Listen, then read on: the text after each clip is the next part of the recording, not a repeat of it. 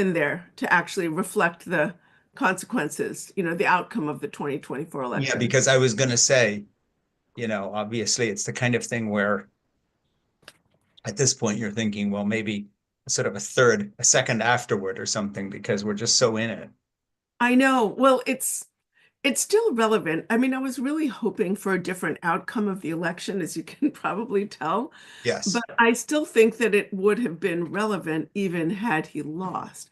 I just Yeah. think there have been fewer, people interested in hearing about it. People have been like, "Oh, we're taking a different turn."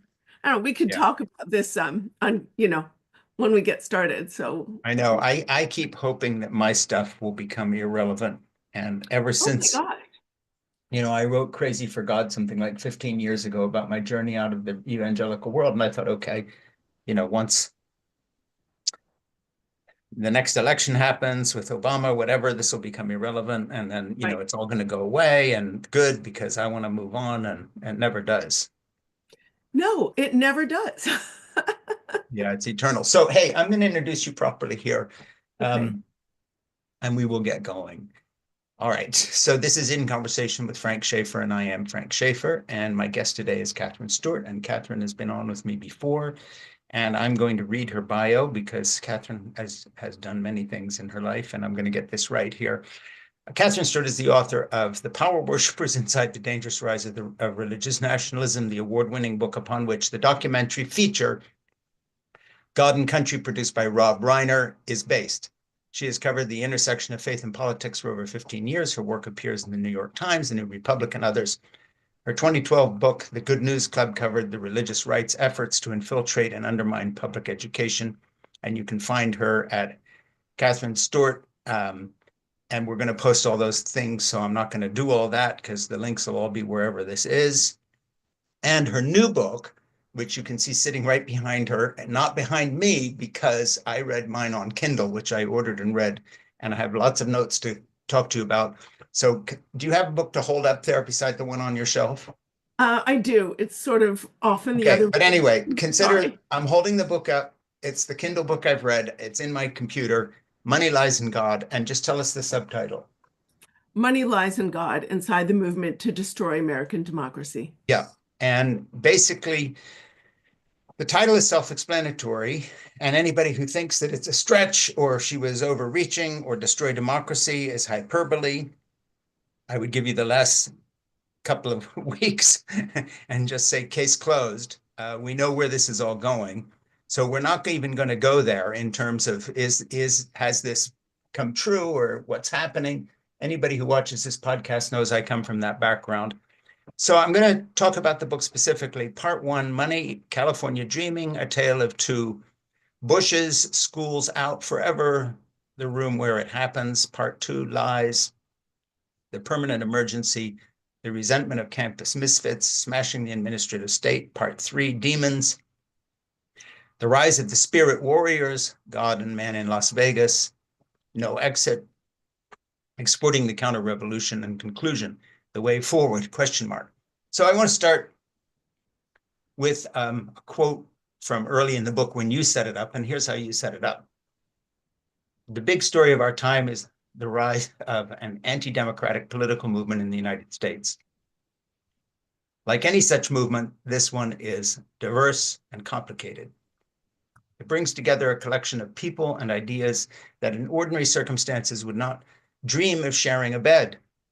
It is united in its profound rejection of the Enlightenment ideals on which the American Republic was founded. And it represents the most serious threat to American democracy since the Civil War. So that's how you start your book. And we're going to get into the details. And I have a lot of quotes that I'm going to be reading and asking you for comment on. But I think I'll just start with a general question. And that is the background of the book. You've been writing on this subject and coming toward this book through various other books we've discussed and things that you've done. And of course, your book came out just as Trump was going to become president again. You managed to put a few things in, you said a moment ago, to reflect the fact that he won the election. And like me, you were hoping he would not. Okay, so we're going to talk about the book, but let's talk about the present tense for a moment. in terms of the fact that, and I'll frame my question this way, and then you're going to do most of the talking, but I just want to set it up like this. I grew up as an expatriate son of a missionary pastor in Switzerland. We had people from the Second World War come to our home. I was born in 1952, but the vets at that time who were serving on bases in Germany were American sergeants who had fought in the war, captains and other people who were Christians who came to our mission. And there was a general assumption, and that was that if you were a Christian, you were patriotic. And if you were patriotic, you saw the mission of American democracy as something sacrosanct, not to be questioned. So whether it was the war in Korea or even in Vietnam, we always tended to be on the side of the USA against the communists, against whomever. We were the good guys. I'm not going to question that assumption. I'm just telling you that's my right-wing Christian evangelical background. Fast forward to today, when it is European secularists who make no pretense of coming from American evangelical backgrounds, who are defending the notion that since Vladimir Putin is an international rapist and murderer who has raped and killed and pillaged his way across an innocent country, had a state policy of torturing prisoners, that we are up against a truly evil person. And until moments ago, that was the position of the United States. And you could quibble that maybe Biden hadn't done enough and soon enough, but we were still, little Frankie in Switzerland in 1955 would have still had the feeling we were on the right side of history. We were standing up against tyranny. You know, Britain stood alone against Hitler, then we got into the war, et cetera, et cetera. We always came out this way. The left questioned that in the Vietnam era. But basically, if you were from an evangelical background, and I know I'm overstating this, but I don't think people understand how big this is. You were on the side of democracy, whatever your theological views, we were the good guys. And today we have a president who was put in power, as your book powerfully demonstrates and proves, because you document it so well, by people who shared the same convictions my parents and I would have shared back then. And they have been guided by him and by the MAGA movement to a point now where they're questioning the basic patriotic assumptions of the United States vis-a-vis democracy versus tyranny. That's where we are right this afternoon as we talk. So before we get into the details of your book, I want you to think about your book in terms of that journey, not just generally speaking, but that brought us to a place where the right wing, the Christian right, is an anti-democratic, unpatriotic, American-hating movement that makes Jane Fonda's activism against the US in the Vietnam War look like a Sunday school picnic. And we are trying to shake down Ukraine for its mineral rights and pretend that even the wishy-washy, amorphous, marshmallow of the United Nations wanted to do a declaration saying that Vladimir Putin started the war, and we would not even allow that. Talk about that arc before we get into the details on your book. Listen, you're right on. I mean, this is a movement that's as anti-American as it gets. They promote the idea that the United States is founded not on principles, but on a specific religion and cultural heritage. They promote the idea that America is on the brink of an apocalypse owing to the rise of equality, this core American principle, and what they call wokeness, whatever that means. Instead of anything they don't like, they promote the idea that democracy won't be able to solve the problems, and that as a consequence, the rules don't apply anymore. And that clears the idea for the way that we need a strongman, an authoritarian leader, a Caesar, who's really going to put himself above the law and who will seize the reins of power and scrap the rule of law in favor of the iron fist. So really, it's incredibly anti-American. It's the idea that the sense of government as representatives of the people, respecting individual rights in a pluralistic society, the idea that this simply doesn't work. So you need to smash it up and create something new, an autocracy, really.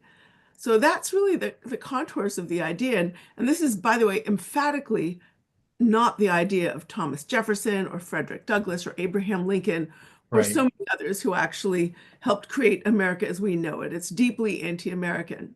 As we know, America was founded as the first major state based on not on a particular tradition, not on a specific religious or cultural heritage, but on the idea that all people are created equal. Yeah. So, this isn't a movement that actually respects the America we have. When they talk about what they want, it's always hearkening back to some sort of fantasy version of an Yeah. American past that never really existed the way they think it did. Yeah, early in your book, you sort of sum up something, and we'll be getting into passages from later in the book, but you say something very good here. The chief threat to American democracy comes from a kind of collective psychosis.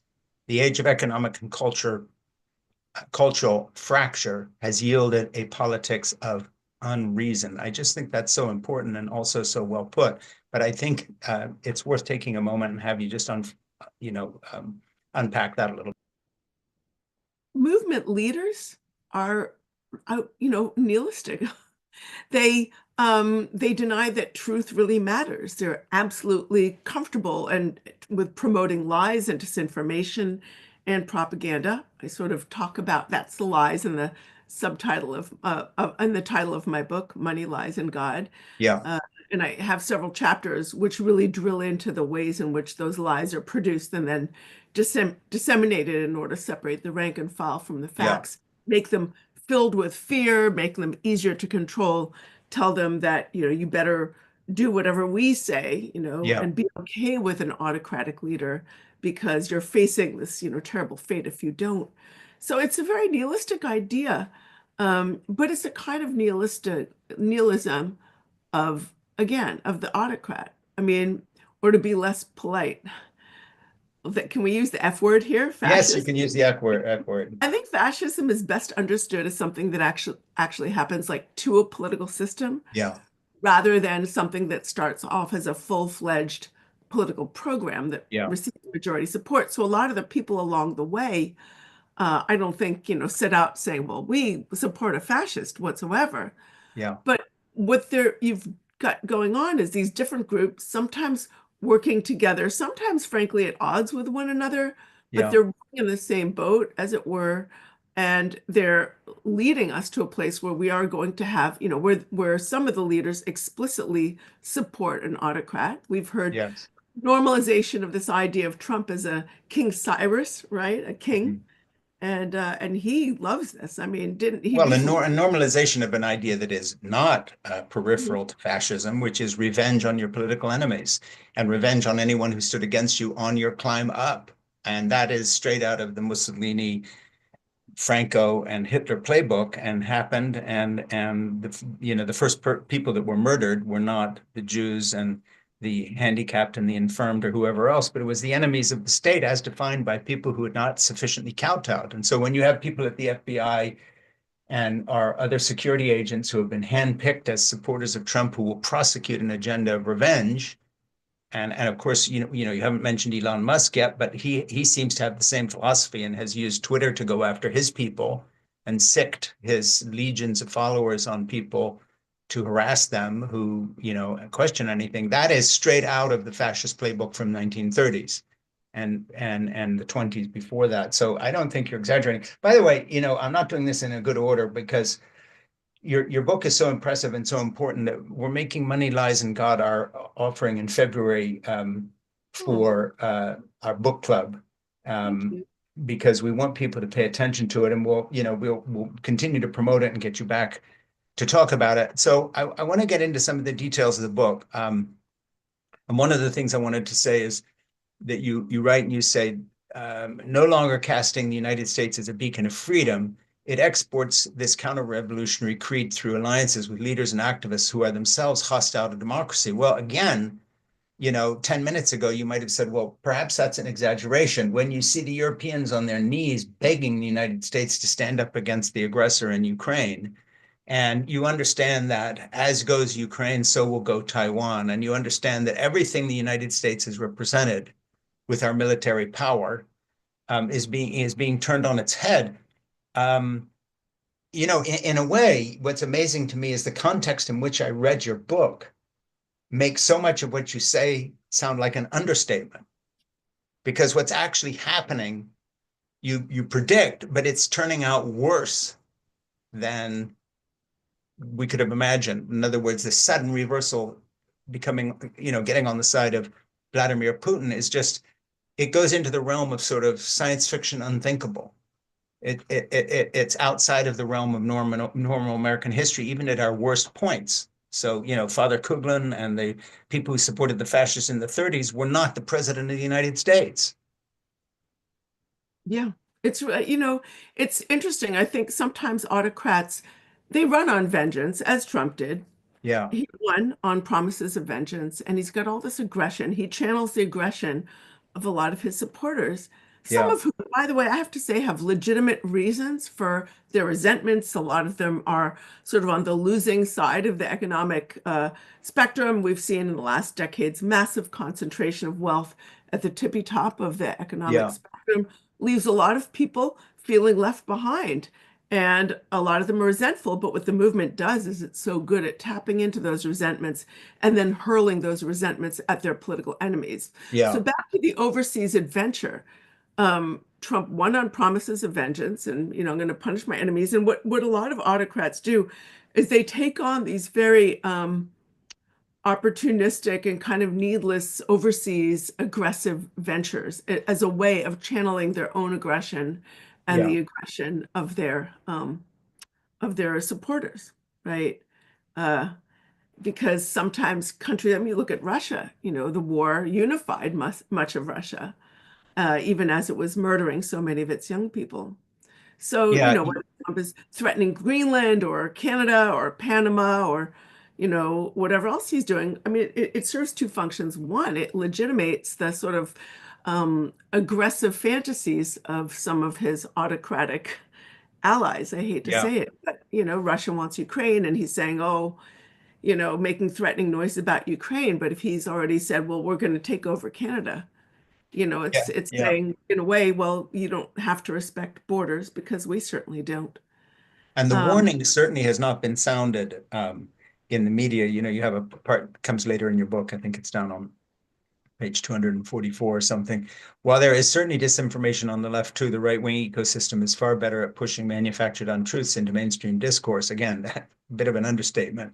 The chief flaw of the moderately well-functioning media in the center is that it is in its defensive and misguided efforts to appear nonpartisan, it breathes air into the bellows of anti-democratic propaganda. And, that's so well put. And of course, it's so accurate because it's not just on the other hand, stating the other point of view. I think the greatest failing of the media, as I have seen it through the rise of Trump from the very beginning of him showing up in this environment through his first presidency, through the 4 years of that he wasn't there and now again is the fact that they have not found the language with which to address his abnormality. I want to just interject here. There is a lot of really fantastic reporting out there.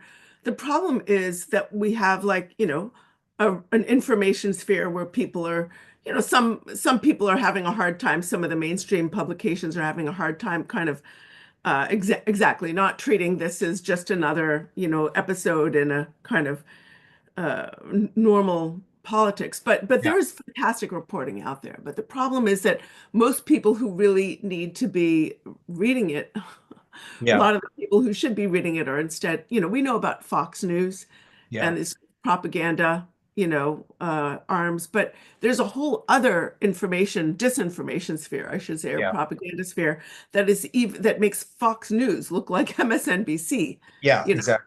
got, Telegram and these YouTube channels, and you've got these podcasters who become very popular, this Well, very or what Elon Musk is tweeting, stuff.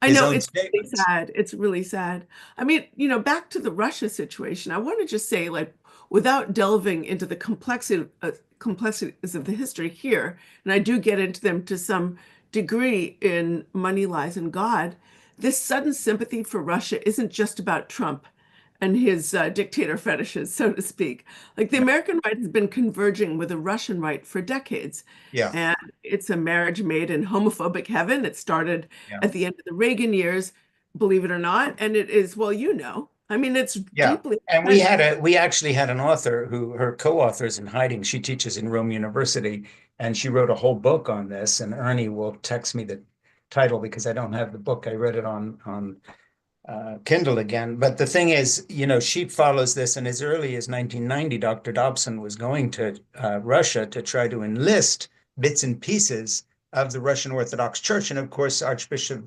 of Moscow has backed the war and is kind of the super religious patriot from the Russian point of view. What I didn't know until we interviewed this author with her book is just what you were saying in terms of the specifics of how early the approaches were by the American religious right. Back in the day, Oh, way just right. soon after I got out, trying to enlist Russia into the culture war. And it was Dr. Christina Stokel, and her book is called The Moralist International Russia and the Global Culture Wars, Orthodox Christianity and Contemporary Thought. So basically what she does is she goes through and charts how American evangelicals basically went to Russia, got them involved in their pro-life cause and all sorts of things, that weren't actually typical of the Russian Orthodox Christian emphasis. education has been huge for them. Even homeschooling, which Russians had never Homeschooling. done. Yeah, I get into that just a little bit in Money, Lies, and God, and even in my previous book, The Power Worshippers. Yeah, I I know. went to a World Congress of Families event, Yeah, and which I describe it in both books. And all of a sudden, I'm in this homeschool breakout session yeah, where you have two, homeschooling leaders, leaders of the homeschooling movement, yeah. not just people who happen to homeschool.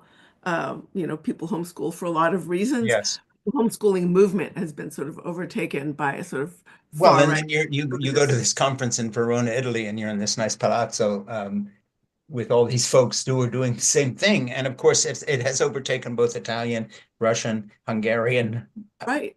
There's like politics. a Russian guy in the homeschooling thing, and he's clearly this guy who is sort of cultivating these two Russian American homeschooling leaders. So what we have today is a really, a deeply entrenched web of international organizations that are exchanging people, money, and ideas, and leading to a kind of united by their hostility to liberalism and the principles of equality, and trying to sort of incite or reinforce more authoritarian forms of government in their own countries. It gets to Tucker Carlson and these guys, you go full circle, and they start now importing, support for Putin becomes their thing because he is on their side on culture war issues, which were actually brought to the attention of the Russian Orthodox Church as a means by which to prosecute their own nationalist themes. And so it's really come full circle. But it's the American religious right that planted the circle, which is a very good segue into something I want to read here. The reaction of white Southern communities in the aftermath of the Supreme Court's 1954 decision in Brown versus Board, requiring the desegregation of schools, largely followed that 19th century precedent. Determined to maintain segregation in schooling, the white supremacists in control of the South advanced voucher schemes. The idea was that white families could take a slice of public money and use it to pay tuition at private religious academies. At the same time, conservative Christians increasingly portrayed public schools as the devil's playground. Russia Rushdoony, the Christian Reconstructionist theologian, who I write about in my book because I spent so much time with him, by the way, of today's religious right, argued that the goal of statist education is chaos, primitivism, and a vast integration into the void. That's all quoting Russia Rushdoony, and claimed that public schools, quote, train women to become men. In 1979, Jerry Falwell Jr. founded the hopelessly misnamed Moral Majority, announced, I hope to see the day when there are no more public schools, churches will have taken them over, and Christians will be running them. And then the whole thing goes on, and you talk about Betsy DeVos and these guys. And again, I knew Rich DeVos, and he helped fund our pro-life movie. So we were involved with that family. And I'd like to say two things about that passage. One, you're totally on. It's completely correct. And also, a weird personal note about your book. Since I knew a lot of these people, it's funny, if you read a geographic description in a novel and it happens to be the place you grew up, you kind of trust the rest of the book if they get that right. And I just want to tell my podcast listeners that Frank Schaeffer was there, a fly on the wall. I knew a lot of the people that are in that Catherine's writing about, and I can just say she's 100% there. This is an accurate portrayal of exactly how it happened. And the fact that you roll back the history and you show that, in fact, what is happening now and being prosecuted by, the folks who wrote basically the Trumpian manifesto for this second term, the seeds for all this were laid in the 70s and 80s when I was hanging around the edges. And in fact, Rusas Rushdoony's long dead, but his program is now being put into force here: destroy the public school system, replace it with all these other things. So talk about that a little bit. Talk about from the 1950s, John Birch Society, all this stuff, through the 60s and 70s, and then the post-sexual revolution, the pushback, and then all of a sudden, 70 years forward, 50 years forward, here we are in the Trump presidency. The Trump presidency is one part of this, and his own dysfunctional personality is one part. But I think that the underlying theme here is the kind of Tucker Carlson connection, in the sense that he has hooked them to a movement that, as you point out in your book, and I have quotes to show this, but has this long, well thought out, billionaire funded history that goes way before, before Elon Musk is born. There are billionaires like the Koch brothers and people you haven't heard of, who you talk about, one case in particular. This is a very long strategic plan. And so talk a little bit about that longer history and then the longer strategic part, because I think in a sense that's the most valuable part of your book, and it's the least understood part. This didn't just happen overnight, and in a way, would sound weird, has nothing to do with Donald Trump. He just happened to be at the right person at the right time to help take the next step of a long planned change. Yeah. Well, first, in Money, Lies, and God, I pay very close attention to the funders. These are people who have become enormously wealthy over the last decades. There's been this enormous concentration of wealth at the tippy top. And look, America has a lot of very rich people, but it's only a sector of the very rich people who are engaged in this project. But the amounts of money are absolutely staggering. And by the way, I'm thinking of people like the Corkerys or Barry Side or Yeah, the Wilkes brothers, Tim Dunn, members of the Prince DeVos family juggernaut, Jeff Yass. I mean, the funders are the tech bros now, a sector of the tech bros. yeah. They're not any one type. So some are Catholic, some are evangelical, some are Jewish, some are atheistic. Religiously, they're really all over the place, but they agree on the need to crush liberalism and what they call the administrative state. And what do they really want? I mean, they want tax policies that privilege them. They want, Well, uh, and I love your label that you came up with. I think it's just brilliant. And so I'll throw it out there. You've come up with a really good name for this in your book, and I think it's original: reactionary nihilism. yeah, yeah. I mean, they, according to these very rich people who fund the movement, business is always amazing. It's infinitely better than government. But at the same time, I think many Americans know that a lot of these corporate leaders are really just out to fleece them and enrich themselves with massive payouts. So, um, but how do they get the rank and file on board? I Hmm. mean, that's where the lies comes in. A lot of Yeah, these very wealthy people are funding disinformation operations. Um, and a lot of people, they don't want the public to be aware of the fact that, a public administration with ethics rules and, that's going to actually serve the people better is a better choice for them. They want to smash that so they can do what they want, enrich themselves, and replace it with a sort of privately controlled, corporate managed state. hmm. And I think for a lot of them, some of them really, I think like the Wilkes brothers probably do care about abortion sincerely. Does Barry side? I don't think so. Does Musk? I don't think so. I mean, we don't know what's in people's hearts. But I think for a lot of the funders, they just see the religious nationalism piece of it as the price of doing business. How do you get the little people on board? How do you get them to support policies that are going to make it harder for their families to succeed? Yeah, How are you going to get them on board with raising the cost of housing and destroying rights for the workforce and destroying the public schools upon which they rely? You get them through the culture wars. And yeah, so that's where a lot of this comes in. And you were talking explicitly about public education. I want to get into that for a minute because public schools have been flashpoints of the culture wars for decades. When I Yeah. started researching this movement 16 years ago, it was clear that the movement was deeply hostile to the Mm. institution of public ed precisely because it's meant to be nonsectarian. It welcomes all families. It teaches kids how to get along with others, including those who are different. Um, uh, Leaders of the Christian right at that time called public schools atheistic, amoral. They said they were brainwashing children and godless secularism. Yeah.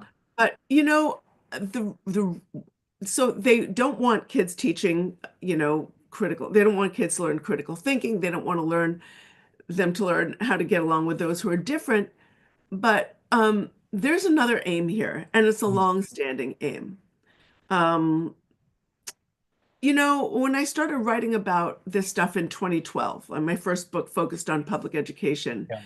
and the privatizers with whom the religious right activists were working Mhm. they were kind of quiet about it. They were a little more discreet about their alliance. Only a few people were out there on the margins admitting that the end game was to starve the beast of public education and Yeah. direct that flow of taxpayer money to religious and ideologically right-wing schools. But today they're really upfront about it. Yeah.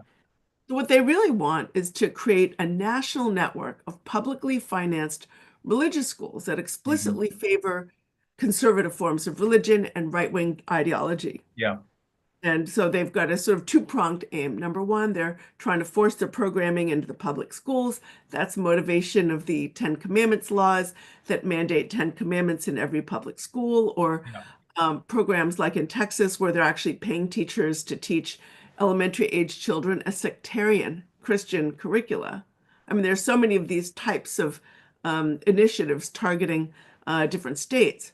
Mm. But the second like prong of the attack, and the more sort of, I think, important one, is that they want to just defund public schools altogether Yeah.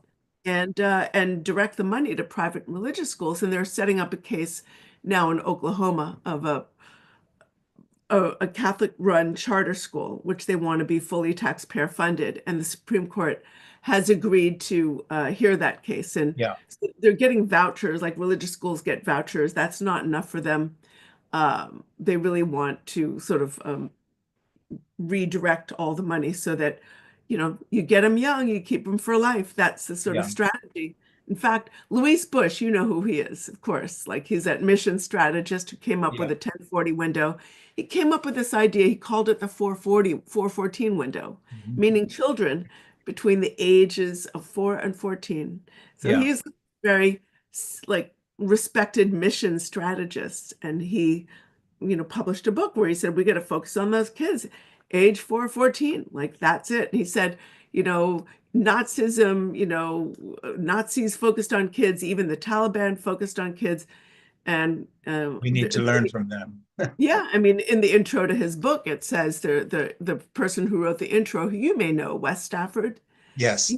Yeah, right. He said, may God inspire you to join him in his battle for the little ones. He Well, you, said, you talk about the way these ideas come up early in the book. You sort of lay out something you address in great detail within the book, and you have these groups, and the first bunch of people that you call the thinkers, and you capitalize T for thinkers.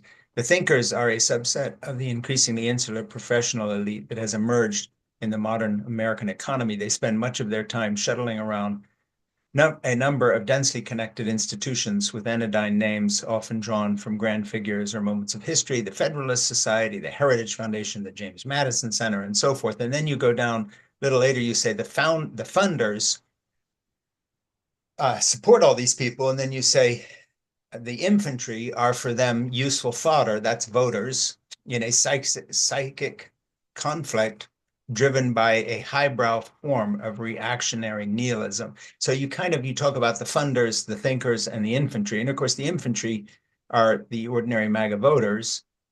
And this goes back a little bit, and this was one of these occasions when I was in the room, because I was there when a couple of people were trying to convince Ronald Reagan to become a pro-lifer. And basically the argument was not change your mind. As governor of California, you legalized abortion, admit you were wrong. It was basically just, you have to understand that that these people are very motivated by this issue and they'll vote for you if you throw them a sop. And so he did, and he got on the platform and said, I can't say, I forget his actual phrase, but it was at I the, know you can't endorse me, but I endorse you in what you're doing. yeah, and it was at the National Religious Broadcasters, and I was there. He wasn't on the stage. He did this from remotely, but Oh, he, that's not, I'm sorry, that's not in the Dallas yeah, he place. repeated that Yeah. all the time. And that was the trick. And so this goes way, way, way, way back. But the thing is, it wasn't a strategy yet. It was just an individual clever politician. And then, of course, since there, with the funders and the rest of it, it's become a strategy. And you talk about the fact that Christian nationalism is not a religion, it is not Christianity, it is a political identity with a corresponding political ideology. And basically, that's how you set it up. And then later in the book, way down at the end, sort of bookending that, you say those who wish to protect democracy in the United States should hold at the front of their minds a simple fact, colon, we, that is, those of us who reject the politics of conquest and division, are in the majority. So you point out that somehow the ultimate trick is to take what is in fact a minority view when it comes to the thinkers, the funders, and the kind of cannon fodder voter. They don't represent the numeric majority of Americans, or even within the Republican Party. They don't have all of those folks' heart and soul. And so I want to ask you a little bit about how all these things have come together to nevertheless, put Elon Musk in a position to do what he's doing to our government, Donald Trump in the position to declare for Vladimir Putin. Talk about the aspect that turns American democracy on its head, where basically a radical nihilistic minority position now is in charge of our government. Well, we have to understand first and foremost, I think, that the movement is not monolithic. And the Right. different constituencies can sometimes be at odds with each other. And they can also egg each other on in cycles of mutual exploitation and a kind of dependency. So, for example, the funders pay for the thinkers to come up with ways of rationalizing their quest for power and privilege. And then the thinkers use some of that money to provoke the insecurities of the funders and radicalize them in ways that they might not have anticipated, and ways that actually might be inconsistent with their own sort of long-term goals. So I think it's really important to separate out some of the ideological rhetoric from the deeper motivations of the movement. I mean, Christian nationalism is really important, but money and power are perhaps even more important. So I think it's really important to keep that in mind when we're looking at some of the damage that we're seeing right now in our politics. I mean, it shouldn't have been shocking because they've been telling us what they were going to do ahead of the election, but it's still kind of shocking to see it come out of, to see it in front of your eyes. I mean, the sort of stream of transparently lawless executive orders, the firing of federal officials, especially those who are women and people of color, or not sufficiently loyal, freezing spending the president can't freeze, to name just a few. I mean, these tell us in no uncertain terms that this is a movement. This administration has no intention of respecting the Constitution. I mean, look at the sort of, firings at the FBI, sidelinings of individuals, and the Department of Justice. It's all about turning Mr. Trump, it's all about Mr. Trump turning, the institutions of justice and the law into like a personal uh, vendetta machine. I mean, it's really horrifying, you know? He just wants to be able to operate with immunity. Yeah, and Even he wants to use these agencies as tools for personal revenge too. Yeah, yeah. I mean, I think we should also note, by the way, that, we can expect a lot of kind of authoritarian moves, but we should also be prepared in the big picture for corruption and On a incompetence. massive scale, absolutely. Right. And I have a question. I want to get to something that you've written in the book. It's a very important passage that talks about the reliance on grievance and fear as a main political binding agent may offer the satisfaction of group identity in the short term, at least, but its contradictions are easily exposed. So let's talk about the contradictions for a minute. And let me just put a question to you this way. I know some of the Project 2025 people, and where they come from, Opus Dei, radical Roman Catholic, same as some of the Supreme Court justices, et cetera, et cetera. But that's certainly not who Elon Musk and the tech bros are. Not only do they don't give a shit about this. I mean, Thiel does, because he's sort of a convert to, radical Catholicism of some sort, whatever. But most of these guys have a whole different agenda. How do you see these groups benefiting each other's agendas? So speaking of corruption, what the Project 2025 people want the Supreme Court to do, say in the subject you just brought up, education, vouchers suddenly becoming more than vouchers. And now we have public school systems that have become religious, being funded by the government, whatever, or the homeschool movement given a carte blanche to do whatever it wants. Sort of on that side, reining in gay rights, et cetera. And then you have these tech bros that seem to be very much out for themselves. And you see that very much with the Bitcoin people. Bitcoin's used mostly by mobsters around the world to move funds around, this kind of thing. How do these things all move together and maintain a power base for whatever their movement becomes? Well, the main strength that they have is that they are able to work together. First, I want to talk about the strengths, and then I want to talk about the weaknesses. So they're able to work together in pursuit of power. They can set aside their differences and unite in their mission to destroy the woke, which is basically always framed in language of merit and individual responsibility. But it couldn't be more obvious that it is basically affirmative action for Yeah. people who are part of their clique, of their elite. And it's ultimately a way of destroying anti-discrimination law and basically putting disadvantaged communities back, on their back heel. So Well, not just that. I think it's an anti-feminist pushback that really absolutely. doesn't want women in the workplace at all. When you Oh, we look at, could we could talk about that. There's a lot of talk about depriving women of the right to vote in different ways through the SAVE Act, where married women who have a different name than the name on their birth certificate because they've yeah, adopted their husband's last names, will it would be difficult for them to vote unless a marriage certificate won't be enough to prove that you've yeah, had a name change. And other means, there are some people who are talking about have head of household voting. But before we get distracted by that, I want to talk about the disconnects. hmm, I think the biggest disconnect is between, first, here's the thing, the tech bros, do they care about the culture wars? No. But I think for a lot of them, they see the religious stuff, to be honest, as the price of doing business. They're like, well, we got to get the little people on board. So we'll put up with the religious yeah, nationalism, all that, and these sanctimonious guys, because eventually we'll get the economic policies we want, we'll get protective contracts for our monopolistic businesses, etc. Um, but the biggest disconnect, I think, is between the funders who want economic policies that justify their wealth and the agenda of the rank and file, who really, when you peel away the religious nationalism, they generally want a better deal for themselves and for the sure. workforce. Um, Yeah, absolutely. I'm going to just introduce you again. This is In Conversation with Frank Schaeffer, and my guest today is Katherine Stewart, and she's written an incredible book, Money, Lies, and God. We're talking about that. It is our February offering for our book club.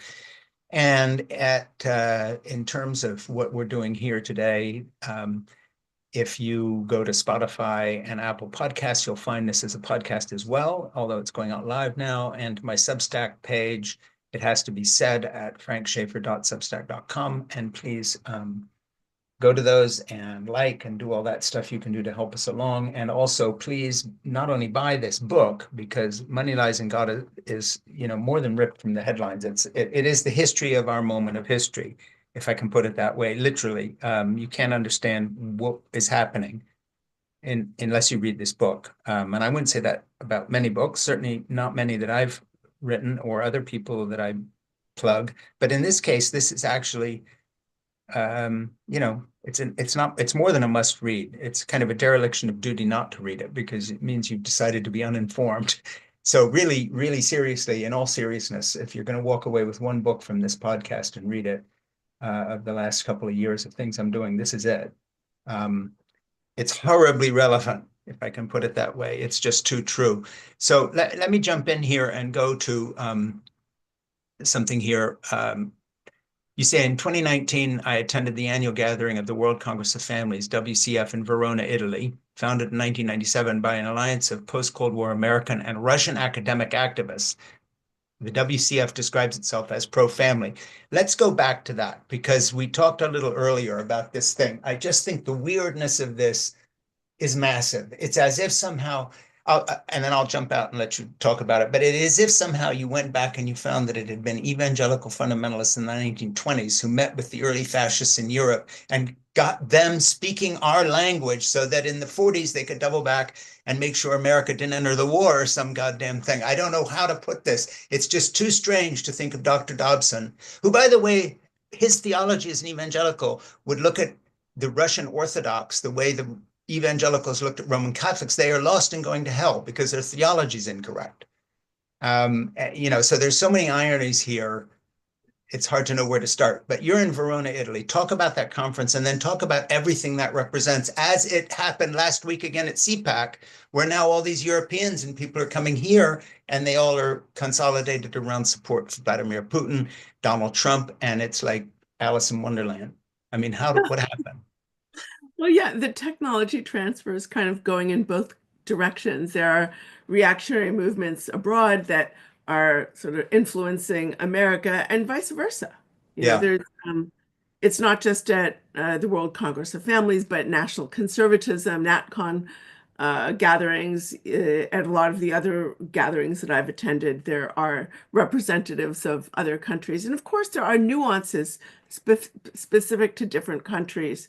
But it points to something about, I think, a more general observation about religious nationalism, broadly speaking. So I titled this, I gave my last book the subtitle, um, uh, Inside the Dangerous Rise of Religious Nationalism, precisely because I wanted to make clear its similarities in other contexts around the world. Mm. So when you have a leader like Putin in Russia or Orban in Hungary, or let's look at Erdogan in Turkey, or let's look at leaders in Iran, when these leaders want to consolidate more authoritarian forms of political power, Yeah. they will bind themselves very tightly to ultra-conservative religious figures in their own countries. Right, the Mm. holy men. They surround themselves with the holy men. They get the holy man on the right, the holy man on their left, and they say, you can't touch me because I have got these guys on my side. They're Right. wrapping themselves in sanctimony in order to guard against any investigation of their own crimes, their theft of public resources, Yeah. the way they're handing off parts of the public treasury to their cronies, the abuses they're perpetrating against their own people. And you could sort of describe these countries as theocracies in a certain fake sense, in Yeah. that it's an official religion with a very particular interpretation, and their laws, depending on where in the world it is, may or may not be based on their holy texts. But they're more accurately described, I think, as cronyistic kleptocracies, Yeah. theocratic features, absolute suppression of free speech and political opposition. Yeah. And you talk about going to the NatCon conference in London and hearing their sort of strategy for Brexit back in the day. And of course, it all comes back to this sort of nationalism supported by voters, but again, completely manipulated by what you call the thinkers, who are these kind of strategically positioned, well-funded people who are transatlantic globalists. I mean, it's so funny that they come out against globalism. More global than globalism itself. Yeah, exactly right. And you go into some detail on this, and you talk about the fact that, this ideology was not born in our countries, but has taken root here and in America. It has captured our elites and our institutions. And I am sorry to say we are partly to blame because so far, at any rate, we have failed to stop it. You're quoting somebody else at that point. Anton tells the audience, may consume the West and even potentially the whole entire developed world. So you have been, it is wokeism. Is it the media? Is it the administrative state? Is it the university NGO international body complex? Brief but pregnant cause, you're describing the meeting. I would say it is all of the above, broadly understood under the rubric of the regime. So again, this is at an international conference and you're taking notes. It is so, that could be lifted from a speech that Modi gave in India in another context. That could be, in some other way. And certainly the Saudis are on board. Let me ask you a question about the role of religion itself, because one thing that the hard right in Israel, the Saudi regime, Modi in India, Trump, and all these guys are either using religion or being used by it. But it seems to me that the difference between the Taliban and the Saudi regime and the mullahs in Iran and some of the settler movements in Israel, these evangelicals, Rushduni explicitly, you could take anything he said about so many subjects, including slavery and race, by the way, and it could have been put in the mouth of a 18th century mullah somewhere, near Khartoum, justifying Islam and slavery. What is it about religion right now? I grew up in the 60s and 70s, and secularism was going to take over everything.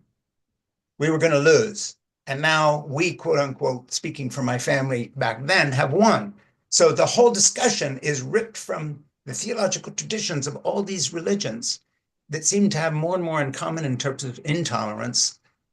And it's phenomenal to me because I've been alive long enough to see this change. And it's not one that I predicted or anybody else that I know predicted. I mean, in the near time, I've been saying bad things would be happening for the last 30 years, but that's specific to evangelicalism. But who would have seen a worldwide emergence of what you just described? Power hungry, corrupt, horrible leaders flanked by religious leaders giving them their mantle of authority and godliness, Vladimir Putin and the Bishop of Moscow, Donald Trump and Paula White, Modi and the holy men of India, prosecuting the war against Islam, the leaders of an Islamic state like Iran, jailing little girls who took their headscarves off and raping them in prison. It doesn't end. So just talk about that. Talk about what's going on in the kind of this global context. Well, there are nuances specific to different countries, obviously. But here's one of the things that draws people. You asked earlier, or you mentioned earlier, the role of religion. And, religion, sometimes I think of it as like, it's sort of intrinsic to the human experience or to much of the human experience. Um, it gives people a sense of belonging. I mean, this is Yeah. somebody asked me recently, what does the movement do right? Gives people a sense of belonging, a sense Yeah. um, of of community. It gives just not religion itself, because religion is, a way of engaging with, eternal questions for a lot of people, but the movement itself, when you go to these spaces, as I do, you get the sense that you're part of something bigger than yourself. Yeah. You're part of people with a common purpose. I think in an age of, very fast, rapid, breakneck technological change, a lot of people feel like they're left behind, and Yeah. we sort of have an epidemic of loneliness. And this movement gives people instant community, a sense of belonging, a sense that, like, a clear path to activism, a Mm. sense that they matter, they really matter. They make people know how matter, it doesn't matter how old you are, how young you are, if you're disabled, whatever, you can make a difference. And here are the very practical ways to do it. Yeah, and we're going to love bomb you and take you in, and it's a Right. whole thing. Speaking of which, you have one specific example of something that, as you say in your book quite correctly, the general public doesn't know this name very well, but you talk in some detail about John MacArthur and how he's planted churches in London, and you talk about the irony of planting churches in London and in England, where less than 1% of the population still goes to church. And I think it's worth, we mentioned Rushduni briefly, but I think if you could talk about MacArthur for a minute, both specifically because he's important, and then kind of generically in terms of what he represents, multiplied thousands of times in all kinds of churches and church communities, and how that has played a part. Because I think people should know about him, but I also think what he represents in terms of just kind of, it's a really good example of what your whole book is about.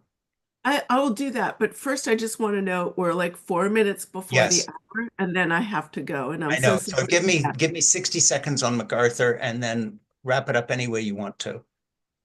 Well, okay. A lot of the big story in religion, like a lot of the big story, the big story in religion reporting for a long Yeah. time was the rise of the so-called nuns, people who Yeah. don't adhere to any specific religious tradition, whether they're Yeah. atheist or questioning or just don't happen to think about it all that much. But what's really been happening is there's another trend, which is a sort of thinning out of the mainstream moderate forms of religion in America. The kind of mainline denominations are sort of graying and thinning out. But what's on the rise is the sort of folks on either end, the sort of hotter and harder forms Yeah. of religion, more reactionary forms of religion have been on the rise. Yeah. And they're more politically significant because they're becoming more directly engaged in politics. And John MacArthur is an example of a Yeah. deeply political pastor. I remember when the pandemic first came out, he said there is no pandemic. He, um, was very anti-shutdown and sort of spoke out about that in pretty kind of aggressive ways.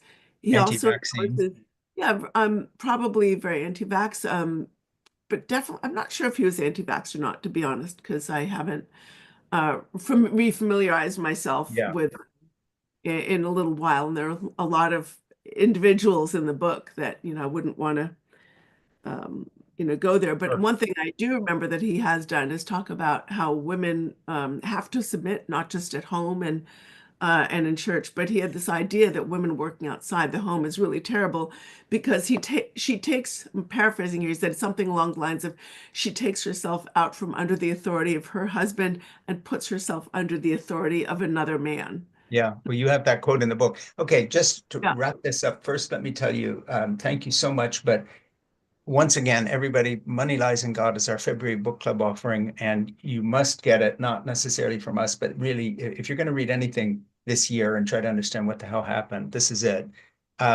Last question to go out on, and if you only can do 10 seconds, fine. What is the role of the media in an age of disinformation overload? I think we need to keep reporting the facts. I don't think we should shy away from the facts when they lead to pointed conclusions. Um, we're not in normal times. We're seeing, the violation of all kinds of laws and constitutional principles, and we need to be really honest about that and keep hammering home the message. We need to show these people for who they really are. Yeah. Well, the thing that I'm taking, And as things become more difficult for Americans, as they pay higher prices because of needless trade wars, as government functions start to become wonky and fail because they've been slashed to such a degree, when Americans when they lose their jobs, when they lose out on services they deserve or need, we need to be able to, say to them, these are the people who did that to you.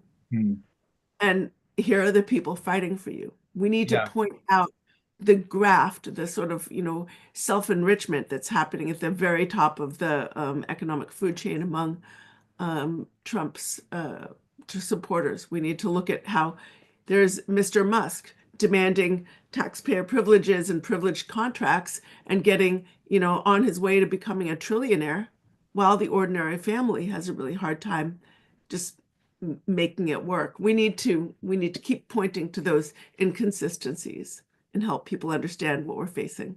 well, Catherine, you've written a great book, and Money Lies in God is really, really important. So I literally thank you as an American patriot, if I can put it that way, the father of a Marine who fought in Afghanistan back at the beginning of that war. I thank you because you've written a book that represents me. You Thank you. represent the best of what this country's about. And I'm a patriot and I'm on the left. Go figure. But I love America, and I think you've done your bit to help us here and given us some real information. I just cannot thank you enough. Thank you so much. Really, I'm so grateful to you for having me on the program, and thank you so much for tapping that book as your read. Yeah. Well, great work. Stay safe. Keep in touch, and please get back to us with anything you want to ever talk about because we love talking with you, but also just you bring a really important message. Thank you so much. And a beautifully written book. I should have said that too, but I'm Thank so you. into the content. It's well written.